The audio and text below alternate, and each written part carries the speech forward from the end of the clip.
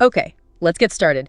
Today, we're really diving into some powerful ideas, looking for insights for, well, living a better life. Yeah, and we're specifically pulling from these notes and articles you sent over. It's a great mix, actually, some very practical habits and some deeper philosophical concepts, too. Exactly. So the mission here is basically to pull out the best bits, the real nuggets from this material, and give you a kind of quick guide. A roadmap, almost. Yeah, the essential takeaways from your own sources. Okay, so let's jump in. The material, it starts with some really practical stuff for daily life. One big one is blocking out time each day for your future self. Right, and it's not just, ticking boxes. The sources talk about starting new things, fun things even. And making small, consistent actions. That seems key.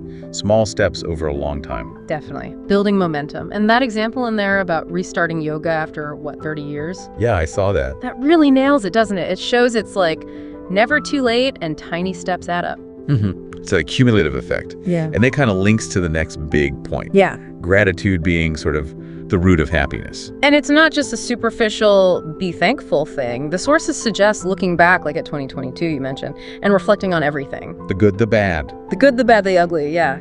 And finding something to be grateful for in each part. It's a powerful way to reframe things, right? Turning hardship into a lesson. A necessary step, maybe. Yeah. Which is important because, let's face it, losing control sometimes, Yeah. that's just part of life. Your sources point that out too. Oh, absolutely. It's pretty unrealistic to think you can be at peak performance everywhere, all the time. So true. So how do we handle that? The materials suggest it's not about beating yourself up. No, it's more about finding allies, asking for help when you need it. Owning the losses, maybe, but not dwelling. Exactly. Owning it, trying to figure out why things went sideways, and then, actively working to rebalance. Makes sense. Yeah. And while you're doing all that personal growth stuff, there's a warning in there too, isn't there? About getting too busy. Oh, yeah. Scheduling time with loved ones, family, friends. It says it's not a luxury, it's like essential. It's so easy to just let the calendar fill up with tasks, isn't it? Totally. And the source basically says if you're not careful, just being busy can kind of steal everything that actually matters. Meaningful connections get lost. Okay, so shifting gears a bit, the sources also bring in some really fascinating Japanese concepts, different ways of looking at things. Yeah, these are great. First up, ikigai. Right, your reason for being. More than just a job, it's like the thing that gets you up in the morning, your core purpose. And the material describes it as finding that sweet spot, yeah, where what you love, what you're good at, what the world needs, and what you can get paid for all overlap. Finding that gives life real meaning, apparently. Then there's Shikata-gane. Ah, yes. This one's about acceptance, basically. Letting go of stuff you just can't change. Exactly. Some things are just outside our control. Resisting that just leads to, frustration. So Shikata-gane is about releasing that resistance. And putting your energy where it actually counts on the things you can influence. Okay. And wabi-sabi. I always like this one. Finding beauty in, imperfection. Yeah, it's such a counterpoint to always chasing perfection, isn't it? Totally. The sources frame it as embracing things as they are, knowing nothing's flawless, and finding peace, even joy, in those very imperfections, in things, situations, ourselves. Lovely concept. Then Engammon, this one feels important. It's about dignity, grace during tough times. Resilience.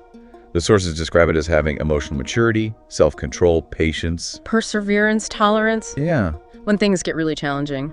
Enduring with a quiet strength. Then there's Upatori. Crucial in today's world, maybe.